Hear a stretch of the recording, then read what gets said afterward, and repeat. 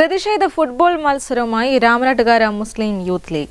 രാമനാട്ടുകര മുനിസിപ്പാലിറ്റിയിലെ സ്റ്റേഡിയം യാഥാർത്ഥ്യമാക്കാത്തതിൽ പ്രതിഷേധിച്ചാണ് ഫുട്ബോൾ മത്സരം സംഘടിപ്പിച്ചത്. മുനിസിപ്പൽ മുസ്ലിം ലീഗ് പ്രസിഡന്റ് NC ഹംസക്കോയ ഉദ്ഘാടനം ചെയ്തു.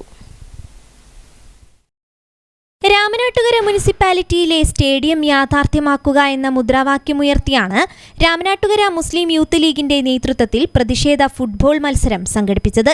സ്വന്തമായി സ്റ്റേഡിയത്തിന് സ്ഥലമുണ്ടായിട്ടും ഇതുവരെ കളിസ്ഥലം യാഥാർത്ഥ്യമാക്കാൻ കഴിയാത്തതിൽ പ്രതിഷേധിച്ച് രാമനാട്ടുകര യൂണിവേഴ്സിറ്റി റോഡിന് സമീപത്തായി താൽക്കാലിക ഫുട്ബോൾ കോർട്ട് തയ്യാറാക്കിയാണ് പുതിയ സമരരീതിക്ക് രാമനാട്ടുകര മുസ്ലിം യൂത്ത് ലീഗ് തുടക്കമിട്ടത്. 15 വർഷക്കാലമായിട്ട് രാമനാട്ടുകര മുനിസിപ്പാലിറ്റിക്ക് 2.5 ഏക്കർ കളിസ്ഥലത്തിന് വേണ്ടിയിട്ട് സ്ഥലം വാങ്ങിയിട്ടുണ്ട്.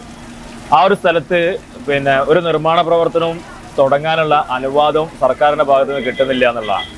അപ്പോൾ അതിൻ്റെ അതേ സർവേ നമ്പറിൽ പെട്ട 88 ഏക്കറോളം ഭൂമി മണ്ണിട്ട് നികത്തുകയും അവിടെ ബഹുനില കെട്ടിടങ്ങൾ പണിയാനും അനുവാദമുണ്ട്. പക്ഷേ കളിസ്ഥലത്തിന് വേണ്ടിയിട്ട് ഈ ഒരു കളിസ്ഥലം അവിടെ എന്തെങ്കിലും നിർമ്മാണ പ്രവർത്തി ആരംഭിക്കാനുള്ള അനുവാദം കിട്ടുന്നില്ല എന്നുള്ളതാണ് ഏറെ ദുഃഖകരമായ സംഭവം.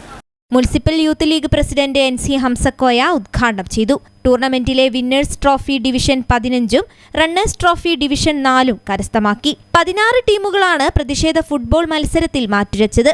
Municipal youth league general secretary Haris PP, Mujeeb Rahman Poovannur, മണ്ഡലം youth league secretary Anees Thottungal, Usman Panchala, Haneefa Pandikasala എന്നിവർ സംസാരിച്ചു.